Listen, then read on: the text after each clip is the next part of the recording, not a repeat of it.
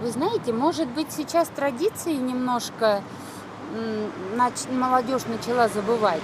Потому что я родилась в Казахстане, я хоть и не казашка, но у меня менталитет казахский. И когда я была молодой, вот Валя, ты, может, тоже помнишь, да? У казахов было очень как традиционно слушать старших. А старшие же, они более опытные люди, они не посоветуют плохого. И вообще, мне кажется, надо жениться не по любви, а по расчету. По какому расчету? Уважать друг друга в Да. первую очередь. Потому что любовь, как правило, это страсть. Она проходит, и люди разбегаются. Вот. И потом надо слушать старших обязательно, особенно мусульман. Мне кажется, надо быть диктатором в семье. Папа, мама, они всегда скажут, как собираться на семейный совет, не разбегаться сразу, а собираться. Может быть, что-то можно улучшить, не обязательно сразу разбегаться. Дети остаются без родителей, это очень плохо. Мне кажется, раньше я восхищалась, как казахи воспитывают детей.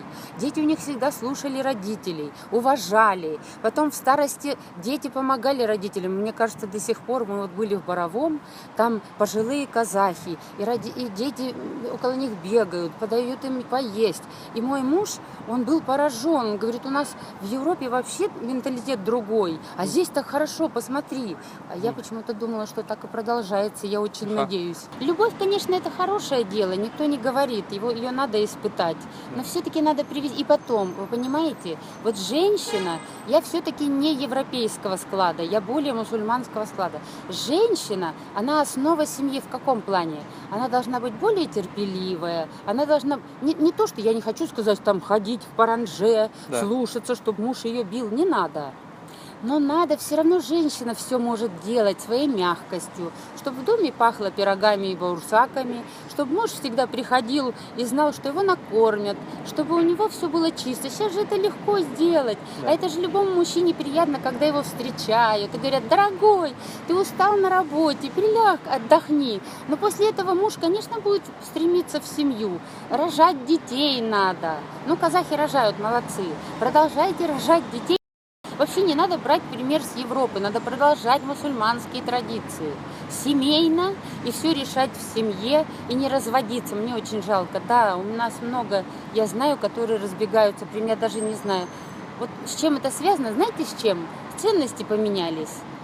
Сейчас все думают только о деньгах. Да. Понимаете, как зарабатывать деньги. Женщины побежали делать карьеру, забыли о том, что им надо дома хоть... Пускай даже сейчас все можно купить, но ты что-то сделай руками, чтобы мужа не обязательно перед ним там расстилаться, но тем не менее надо как-то мужчину ценить, подбадривать, чтобы он был добытчиком, как раньше, Да. Понимаете? И мужчина тогда и чувствует себя лучше. А когда женщина карьеру делает, и вот и начинается потом. А еще момент, я вам скажу почему. Сейчас у всех есть недвижимость. И все боятся. Вот поженимся, она у меня оттяпает квартиру, или он там у меня, понимаете? А раньше-то такого не было. Сходились с 2 ложками, с 2 тарелками, Да, и с нуля. вместе шли по жизни. Чего-то добивались.